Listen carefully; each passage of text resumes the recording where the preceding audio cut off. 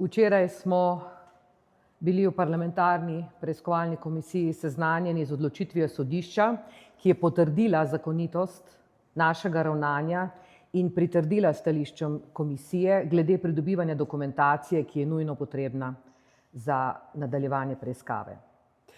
Kot je verjetno zdaj že znano, je bila preiskovalna komisija s strani Nove Slovenije v preteklih mesecih večkrat javno obtožena, da deluje nezakonito, ter da ni pristojna za preiskavo njenega hišnega inštituta, govorimo o inštitutu Nove Slovenije, ki je tesno povezan s to politično stranko in za katerega obstaja utemeljen sum obvodnega financiranja političnega delovanja. Te očitke je seveda spremljalo tudi vztrajno zavračanje izročitve dokumentacije, ki jo komisija potrebuje za opravljanje svojega dela, med drugim tudi spisek članov upravnega odbora, ki so bili odgovorni za poslovanje inštituta, danes pa opravljajo vidne funkcije, kot je to denimo vodja poslanske skupine Nove Slovenije Janez Cigler Kralj. Zaradi tega je preiskovalna komisija novembra sprejela odločitev, da zahtevano dokumentacijo pridobi po sodni poti in je na okrožno sodišče v Ljubljani vložilo zahtevo za sodni zaseg. Danes lahko z gotovostjo ugotovimo, da so se obtožbe, ki smo jih v tem času poslušali s strani Nove Slovenije in inštituta IEK, tudi po presoji sodišča izkazale za neutemeljene. In to je dokaz za to.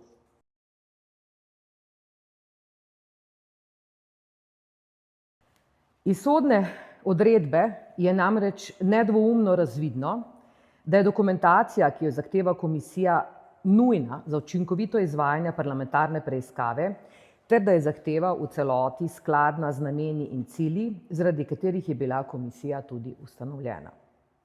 Prav tako je iz odločbe jasno razvidno, da tako Nova Slovenija kot inštitut dr. Janeza Evangelista Kreka sodita v okvir akta o odreditvi parlamentarne preiskovalne komisije.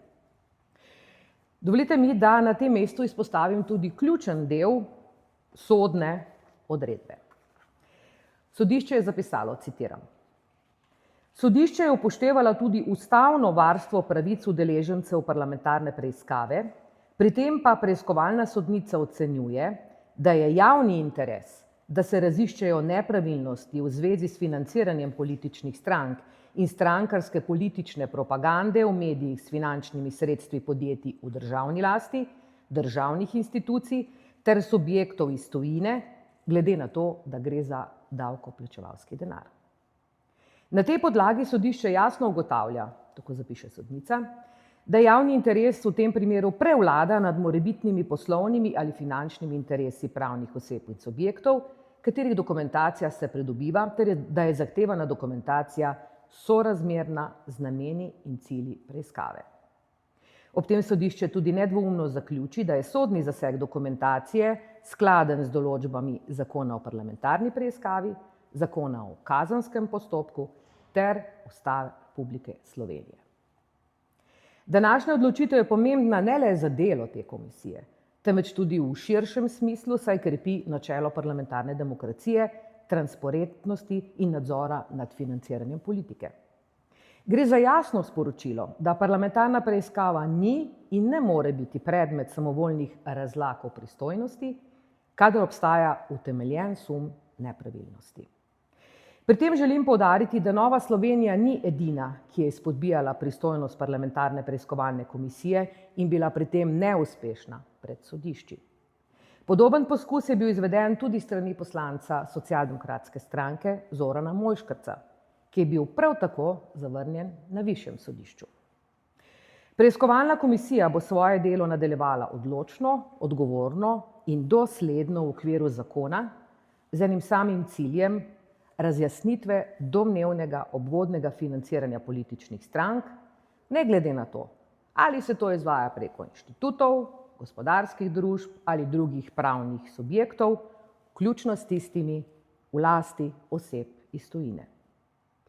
Ob tem želim tudi javno pozvati Novo Slovenijo in inštitut dr. Janeza Evangelista Kreka, da brez nadaljnjega odlašanja komisiji posredujeta vso zahtevano dokumentacijo ter s tem omogočita da se postopek zaključi še v tem mandatu.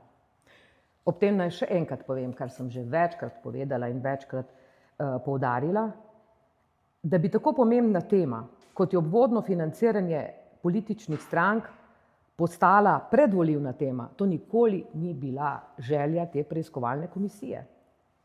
In prav zato je komisija delovno gradivo o domnevnem obvodnem financiranju Nove Slovenije sprejela že septembra. Preiskave pa doslej ni bilo mogoče zaključiti, ker nismo dobili dokumentacije, ker se je delo te komisije oviralo do sedaj. Že danes pa lahko ugotovimo, da obstoječa zakonodaja na tem področju, torej na področju financiranja političnih strank, ne daje zadostnih odgovorov na obvode, ki se pojavljajo v praksi in to vsakič znova, na neverjetno inovativne načine.